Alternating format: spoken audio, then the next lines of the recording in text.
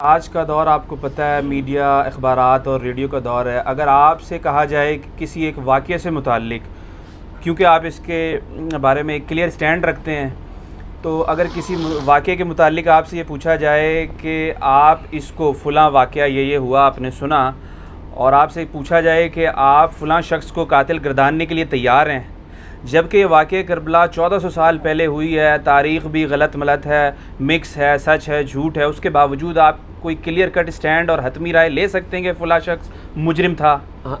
مجرم کا مسئلہ ہی نہیں ہے یہ، دیکھیں بڑا انہوں نے رخ بدل دیا ہے۔ ہم تو مجرموں کو اسپیسیفائی اس طریقے سے کرنا ہی نہیں چاہتے ہیں، اس سے تو غرض ہی نہیں ہے۔ ہم تو اس واقعے کے پس منظر، اس کے ایفیکٹس کو ڈسکس کر رہے ہیں۔ مثال کے طور پہ آپ اسے سمجھیں کہ مسلمان 10 ذوالحجہ کو سنت ابراہیمی پوری کرتے ہیں، تو کیا ہم 10 ذوالحجہ کے کانٹیکسٹ میں یہ ڈسکس کرتے ہیں کہ جو مینڈا قربان کیا تھا ابراہیم علیہ السلام نے وہ کتنے کلو کا تھا، یا اس کے سینگ کتنے تھے، ان کا کلر کیا تھا، یا جب انہوں نے ذبح کیا تھا تو اس کے کتنے حصے کیے تھے، کتنی بوٹیاں بنائی تھیں، اس کو بھون کے کھایا تھا یا سٹیم روسٹ کیا تھا، یہ ڈسکس کرتے ہیں۔ یہ انٹرسٹ کی چیزیں ضرور، اصل چیز ہم اس تھیم کو فالو کرتے ہیں کہ ابراہیم علیہ السلام نے اللہ کے لیے قربانی دی۔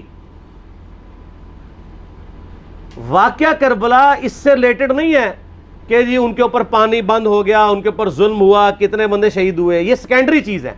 اصل چیز ہے کربلا ہوئی کیوں نبی علیہ السلام کی محنت کو 50 سال کے اندر اس لیول تک پہنچا دیا گیا کہ ہزاروں صحابہ زندہ ہیں اور نبی صلی اللہ علیہ وآلہ وسلم کی پوری اولاد ذبح کر دی جاتی ہے۔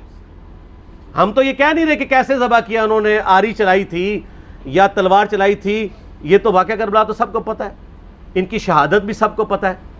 جامعہ ترمذی میں حدیث ہے حسن و حسین جنتی نوجوانوں کے سردار ہیں، اور ان کی والدہ جو ہے وہ جنتی عورتوں کی سردار ہیں، اور المستدرک حاکم میں حدیث ہے حسن و حسین جنتی نوجوانوں کے سردار ہیں اور ان کے والد ان سے بھی بہتر ہیں۔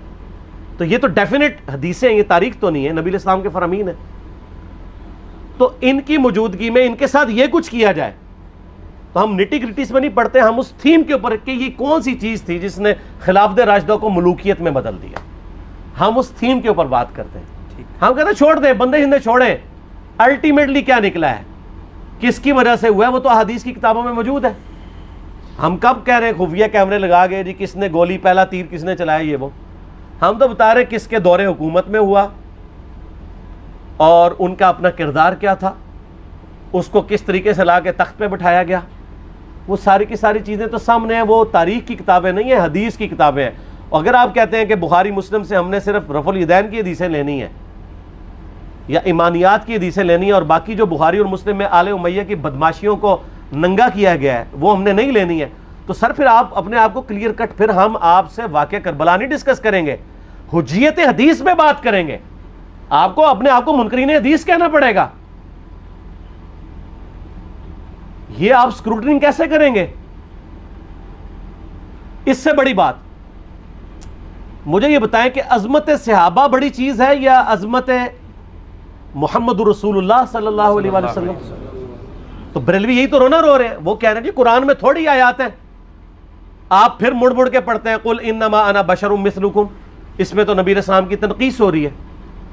تو ہم ان کو کیا کہتے ہیں کہ تنقیص مقصد نہیں، نعوذ باللہ، نہ ہو رہی ہے، آپ افضل البشر ہیں لیکن آپ کی سپیشیز بشر ہے، یہ ہم اپنا عقیدہ سمجھتے ہیں، وہ اس کو تنقیص شمار کرتے ہیں۔ تو پھر اس وقت آپ بھی بریلویوں کی بات مان کے تو یہ آیات پڑھنا چھوڑ دیا کریں نا۔ آپ کہتے ہیں نہیں آیات ہے کیوں نہ بیان کریں، تو ہم بھی کہتے ہیں احادیث ہے کیوں نہ بیان کریں کہ صحیح بخاری میں حدیث ہے 2812 عمار کو ایک باغی جماعت قتل کرے گی، وہ جماعت دوزخ کی طرف بلا رہی ہوگی اور عمار ان کو اللہ اور جنت کی طرف بلا رہا ہوگا۔ اب اس کے نرغے میں جو آتا ہے وہ آئے، میں اپنے نبی سے ٹکر لے لوں آپ لوگوں کے منہ کا خیال رکھتے ہوئے کہ میں نبی علیہ السلام کو کہوں کہ آپ نے کیوں ایسی بات کر دی کہ مولا علی کے مخالفین کو آپ نے دوزخ کی طرف بلانے والی جماعت کہہ دیا، تو لیں آپ ٹکر، جائیں سیدھا دوزخ میں، اور تھوڑی جرت کریں، آپ یہ کہا کریں کہ اے اللہ، اپنے لیے کہا کریں کہ اللہ تعالیٰ آپ کا حشر یزید اور یزید کے آباء و اجداد کے ساتھ کرے اور اس کی اولاد کے ساتھ۔ ہم کہتے ہیں کہ اللہ تعالیٰ ہمارا حشر جو ہے وہ مولا حسن حسین مولا علی علیہ السلام اجمعین اور اہل بیت کے ساتھ کرے، آمین۔ اور آپ میں تو اتنی جرت نہیں آپ یہ بات بھی کر سکیں، کیونکہ ان کو پتہ ہے۔ تو نبی علیہ السلام کی احادیث کو بیان کرنے کو یہ سمجھتے ہیں کہ جی اس سے مصیبت کھڑی ہو جائے گی، تو اپنے آپ کو منکرین حدیث ڈکلیئر کریں، پھر حجیت حدیث کا مقدمہ ڈسکس ہوگا، پھر کربلا نہیں ڈسکس ہوگی۔ اور یہ ٹی وی پہ بھی آ کے مولوی بیٹھے ہوتے ہیں، سنیوں کے بھی شیعوں کے بھی، مڑ مڑ کے جی وہ یزید نے یہ کر دیا۔ وہ یزید نے کیا کیا ہے یار؟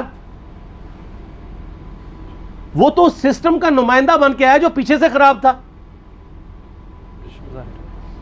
یزید کو لے کے بیٹھے ہیں، یزید یزید یزید یزید، بھائی پیچھے سے معاملہ خراب ہوا ہوا ہے۔ اگر نہیں یقین آتا تو یہ بخاری مسلم کی میں نے آلموسٹ 200 سے زیادہ احادیث مین اسٹریم کی کتابوں سے اکثر بخاری مسلم سے جمع کیے، پڑھے۔ اور سر میں نے تو ان کو چیلنج دیا ہے، یہ حدیثیں پڑھ کے نا اپنے ممبروں سے صرف ان حدیثوں کی تشریح اپنی پبلک کے سامنے کر دیں، نہیں کر سکتے تو پھر لعنت کے مستحق تو ہو رہے ہیں نا، حق چھپا کے، اور قیامت دن کے منہ پہ لگام ڈالیے، اور پھر مڑ مڑ کے کہتے ہیں نہیں جی وہ کچھ چیزیں خاص ہوتی ہیں وہ عوام الناس کے سامنے نہیں کرنی چاہیے، وہ صحابہ کرام بھی بعض اوقات ایسی باتیں پبلکلی نہیں کرتے تھے۔ میں نے اس کے اوپر بڑا ایک میرا کلپ ہے یوٹیوب پہ، مولا علی سے متعلق 5 جھوٹ، تو میں نے کافی ساری چیزیں اس میں ڈسکس کی ہیں۔ لیکن میں یہ کہتا ہوں کہ اللہ کے بندو، جو چیزیں نبی علیہ السلام نے منع کی ہیں بیان کرنے سے، وہ تو ہم ڈسکس کر بھی نہیں رہے۔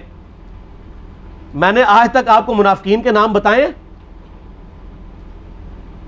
آپ نے حذیفہ ابن یمان کو بتائے تھے نا آپ صلی اللہ علیہ وسلم نے، صحیح بخاری میں آتا ہے، تو میں نے آپ کو بتائے، آپ رازدار رسول تھے، وہ ختم ہوگی بات۔ میں نے کبھی ڈسکس کی ہے؟ اگرچہ میں نے صحیح مسلم کی حدیث 7035 نمبر ڈسکس کی ہے کہ نبی علیہ السلام نے فرمایا میرے صحابہ میں 12 منافق ہیں، وہ کبھی بھی جنت میں داخل نہیں ہوں گے یہاں تک کہ سوئی کے ناکے سے اونٹ نہ گزر جائے، اور ان میں سے 8 ایسے ہیں جس کی کمر پہ دوبیلا پھوڑا نکلے گا۔ میں نے آج تک آپ کو بتایا کہ کس کس کی کمر پہ دوبیلا پھوڑا نکلا اور اس کی موت اسی پھوڑے میں ہوئی ہے؟ بتایا؟ تو میں تو وہ چیزیں ڈسکس بھی نہیں کر رہا، میں وہ چیزیں ڈسکس کر رہا ہوں جو نبی علیہ السلام نے علامات النبوہ میں بتائی ہیں۔ یہ امام بخاری حدیث نبوت کی دلیل کے چیپٹر میں لے کے آئے ہیں، اور امام بہقی نے 3500 احادیث پر مشتمل ایک کتاب لکھی ہے دلائل النبوہ، کہ ہم نبی صلی اللہ علیہ وسلم کو نبی کیوں مانتے ہیں، اس کے اوپر۔ اور اس میں یہ ساری حدیثیں عمار بن یاسر کے قتل والی لے کے آئے ہیں،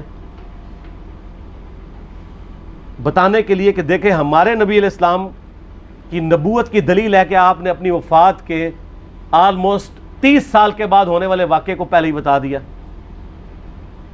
یہ حدیثیں چھپانے والی نہیں، بیان کرنے والی ہیں، علامات النبوہ کی حدیثیں۔ آپ کہتے ہیں چھپائیں، اگر کوئی حدیث دنیا میں نہیں چھپائی جا سکتی نا تو وہ علامات النبوہ والی حدیث ہے، کیونکہ وہ تو نبی صلی اللہ علیہ وسلم کی نبوت کو جسٹیفائی کرتی ہے۔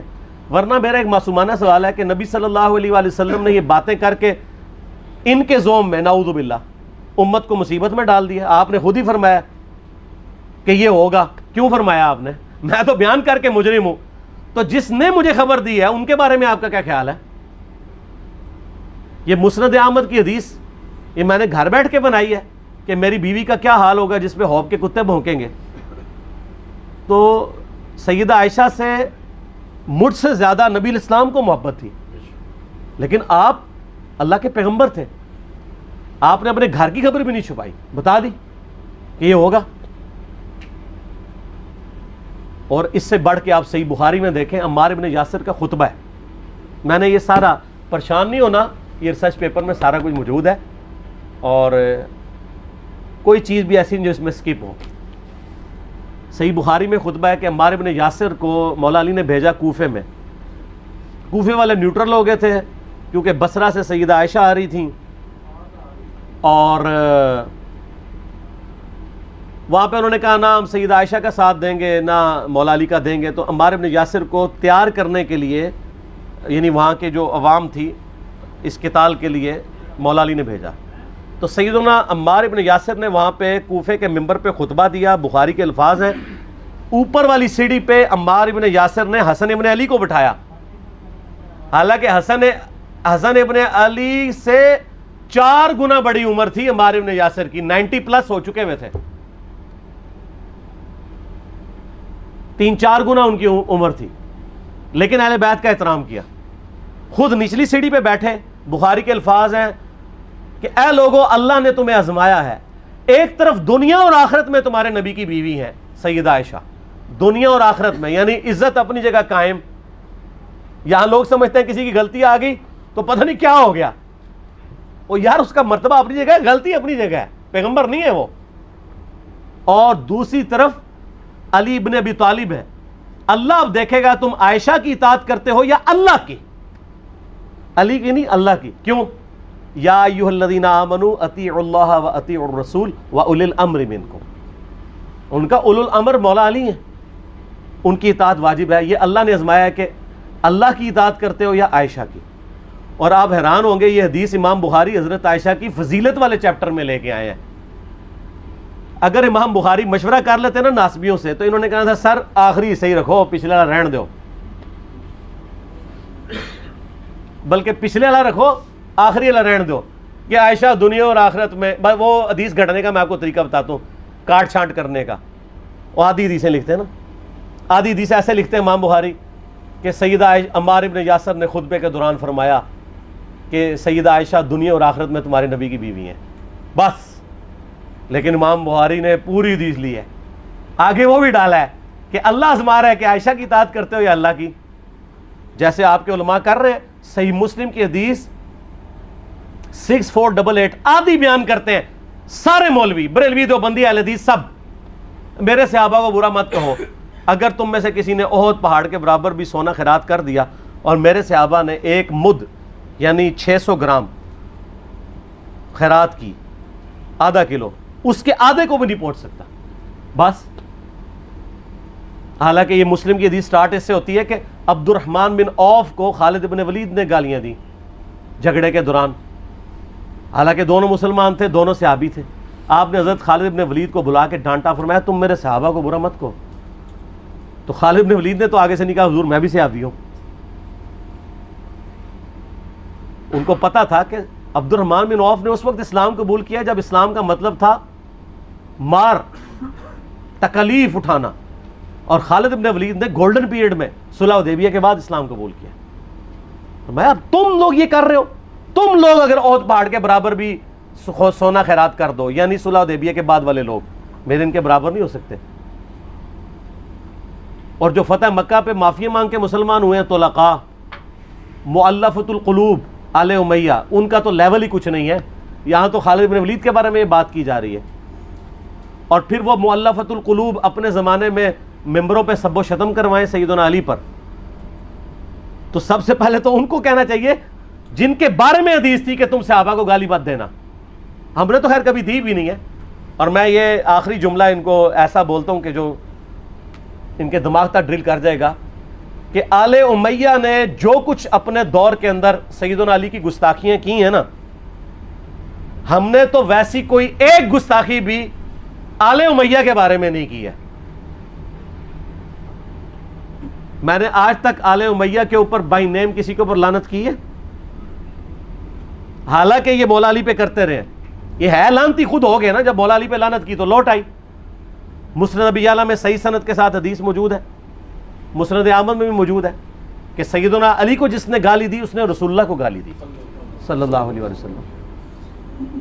جب ام سلمہ نے کہا تھا، شیخ زبیر صاحب نے اس کو تحکیم میں صحیح لکھا ہوا ہے فوٹ نوٹ کے اوپر، کہ لوگوں تمہارے ممبروں پر رسول اللہ کو گالیاں دی جاتی ہیں، تو انہوں نے کہا معاذ اللہ، ہم کب کہیں گے، ایسا نہیں ہو سکتا.